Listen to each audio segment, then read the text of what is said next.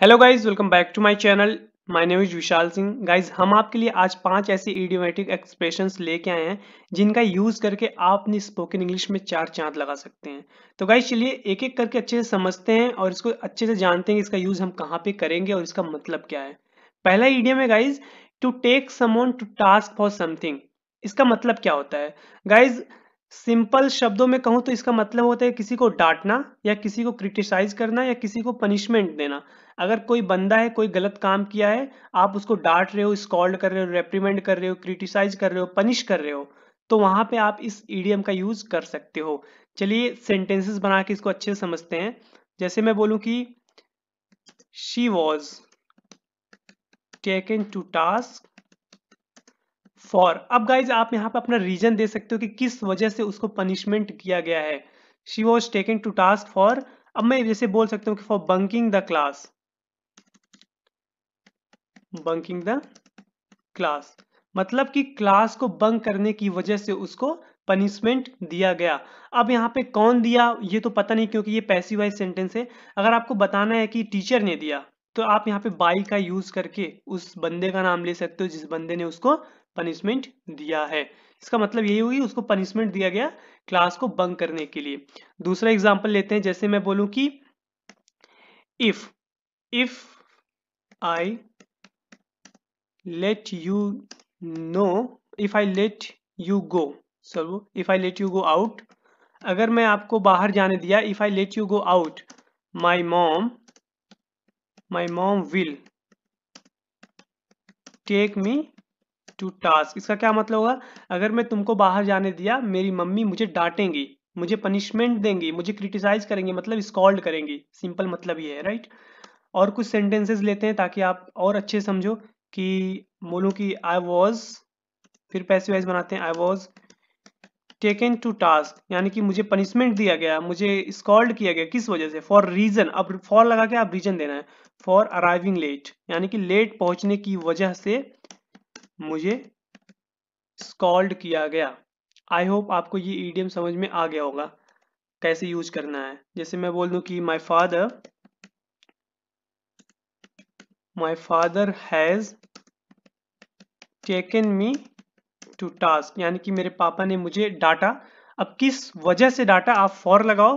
For abusing, for abusing.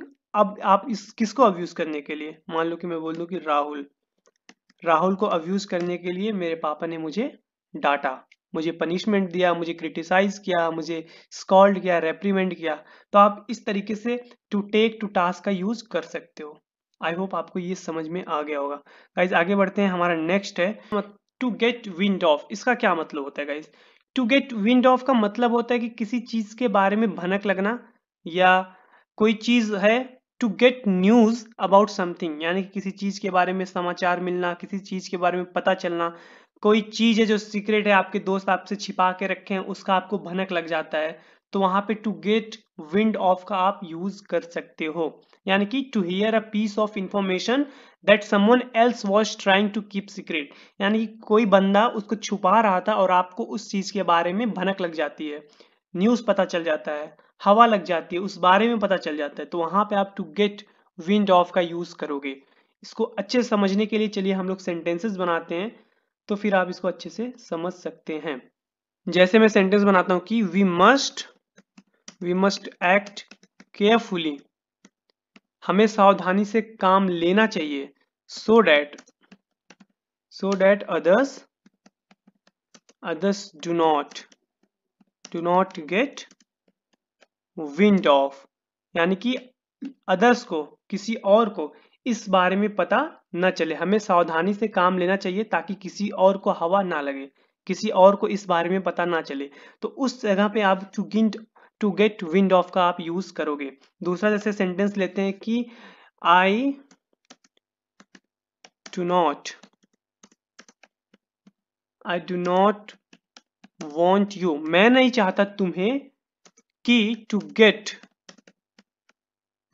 Wind of के बाद आप कुछ भी लगा सकते हो, माई प्रॉब्लम्स, यानी कि मैं नहीं चाहता कि आपको मेरे प्रॉब्लम्स के बारे में भनक लगे, पता चले। I do not want you to get wind of my problems, मैं नहीं चाहता हूं कि आपको मेरे प्रॉब्लम्स के बारे में पता चले। इस तरीके से आप विंड ऑफ का यूज करोगे, गेट विंड ऑफ। जैसे मैं बोलूं कि I don't want my mom I don't want my mom to get wind of अब आप कुछ भी बता सकते हो। To get wind of this problem ले लो, this problem at this time. मैं नहीं चाहता कि इस समय मेरी माँ को इस प्रॉब्लम के बारे में पता चले। I do not want my mom to get wind of this problem at this time या एट दिस स्टेज, यानी कि इस समय मैं नहीं चाहता कि मेरी मम्मी को ये इस प्रॉब्लम के बारे में पता चले। जैसे कि एक सेंटेंस और लेते हैं कि if my father gets wind of it, इसके बारे में अगर मेरे पापा को पता चलता है, if my father gets wind of it he will take me to task. अभी हम ऊपर पढ़े टेक टू टास्क का मतलब होता है किसी को पनिश करना, क्रिटिसाइज करना, स्कॉल्ड करना। तो इसका क्या मतलब होगा, यहाँ पे हम एक ही सेंटेंस में दो इडियम का यूज किए हैं। If my father gets wind of it, अगर मेरे पापा को इसके बारे में पता चलता है या चलेगा, he will take me to task, वो मुझे पनिशमेंट देंगे, वो मुझे क्रिटिसाइज करेंगे, वो मुझे स्कॉल्ड करेंगे, रेप्रीमेंड करेंगे, यानी कि डांटेंगे। तो इस तरीके से गाइस गेट विंड ऑफ का यूज करोगे और टेक टू टास्क का यूज करोगे। आगे हमारा नेक्स्ट इडियम है गो through the fire and water. इसका क्या मतलब होता है guys? Go through the fire and water का मतलब होता है कि मुसीबत से गुजरना। मुसीबत से गुजरना आप हिंदी में बोल सकते हो कि कड़ी चुनौतियों से गुजरना, बड़ी मुसीबत से गुजरना। आप कोई काम कर रहे हो, बड़ी मुसीबत से गुजर के वो काम कर रहे हो, तो आप गो through the fire and water का यूज कर सकते हो इस ईडियम का। गाइस अगर आप ऐसे ईडियम्स को अपनी स्पोकन इंग्लिश में यूज करते हो तो आप समझ लो कि आप कितने अच्छे साउंड करोगे। चलिए इसको सेंटेंस बना के अच्छे से समझते हैं। जैसे कि मैं बोलूं कि ही वेंट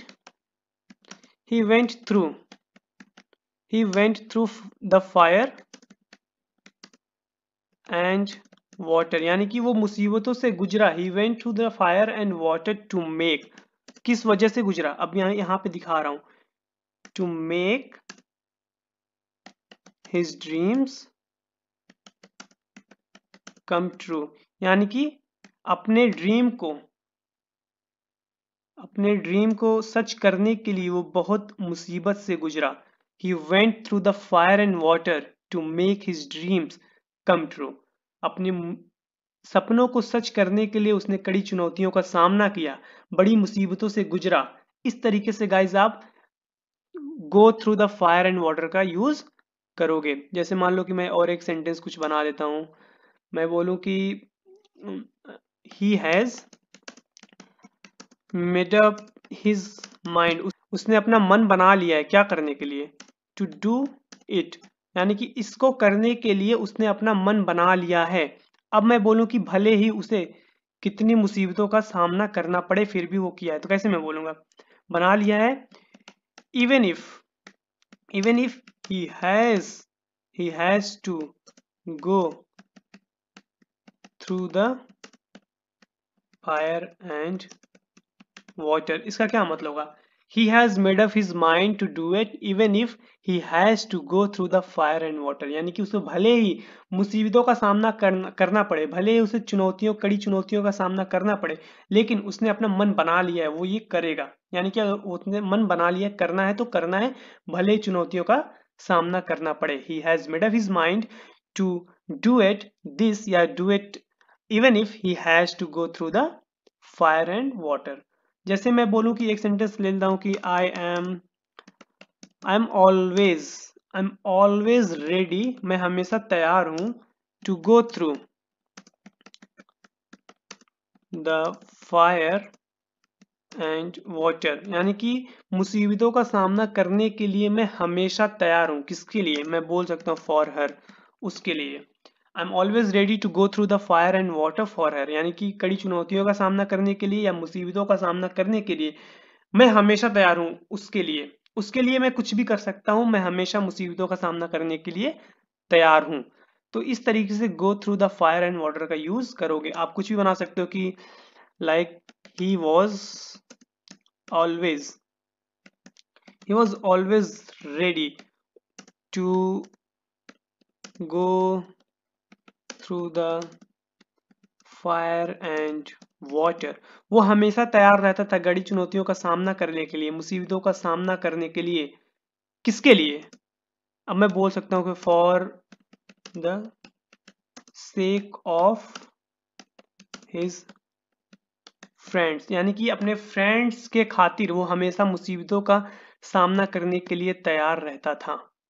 यानी कि कड़ी मुसीबतों का सामना करना या बड़ी चुनौतियों से गुजरना। आगे चलते हैं गाइज। आगे हमारा नेक्स्ट इडियम है to keep abreast of. To keep abreast of का क्या मतलब होता है? तो गाइज इसका मतलब होता है कि किसी, अगर आप बोलते हो ना कि कीप एवरेस्ट, अगर आप अपने लिए करते हो तो इसका मतलब आपने आपको इन्फॉर्म कर रहे हो, यानी कि to keep oneself informed या स्टे अप टू डेट। हमेशा आप अप टू डेट रहते हो किसी नॉलेज को लेके, या अपने आप को हमेशा इन्फॉर्म्ड रखते हो किसी चीज को लेके, तो वहां पे कीप एवरेस्ट ऑफ का यूज कर सकते हो। जैसे नॉर्मल बोल सकते हैं एक सेंटेंस की, we must read the news paper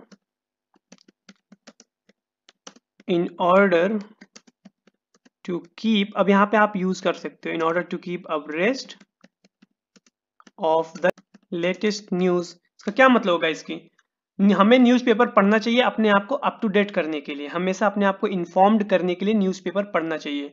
two keep abreast of का मतलब होता है कि to keep oneself informed, यानी कि स्टे अप टू डेट, क्या चल रहा है क्या नहीं चल रहा है अपने आप को इन्फॉर्म करने के लिए। जैसे मैं बोलूँ कि कुछ सेंटेंस बोल दूँ कि वी हैव टू कीप अवरेस्ट। अब यहाँ पे आप बोल सकते हो किस चीज का? ऑफ, मैं बोल देता हूँ ऑफ द टाइम्स। इसका क्या मतलब होगा? ये बहुत ही यूजफुल सेंटेंस है। We have to keep abreast of the times. हमें क्या मतलब है? हमें समय के साथ चलना चाहिए, हमें हमेशा समय के साथ चलना होगा, चलना चाहिए, चलना होगा। मतलब कि समय के साथ चलो, नहीं तो फिर पीछे रह जाओगे। बोलते हैं ना कि हमेशा समय के साथ चलो, तो आप इस सेंटेंस का यूज कर सकते हो, we have to keep abreast of the times. हमें समय के साथ चलना होगा। मतलब कि कीप एवरेस्ट ऑफ का मतलब होता है कि to keep oneself informed, यानी कि अप टू डेट रहना, हमेशा अप टू डेट रहना। इस तरीके से आप कीप एवरेस्ट ऑफ का यूज कर सकते हो। जैसे मैं बोलूं कि please keep me Everest of any change in his condition, यानी कि इसका क्या मतलब? उनके कंडीशन में कुछ भी अगर बदलाव आता है तो मुझे इन्फॉर्म करो। Right, please keep me Everest of any change in his condition. उनके अगर कंडीशन में कुछ भी बदलाव आता है तो मुझे इन्फॉर्म करो, मुझे अप टू डेट करो। तो वहां पे आप कीप एवरेस्ट ऑफ का यूज कर सकते हो। आई होप गाइज आपको इतने जो इडियम्स मैंने आपको बताए समझ में आ गया होगा। अगर आपको वीडियो अच्छी लगे तो वीडियो को लाइक कीजिए, चैनल को सब्सक्राइब कीजिए अगर आप चैनल पर नए हैं। मैं आपसे अगले वीडियो में मिलता हूँ। Till then take care, keep practicing and thanks for watching.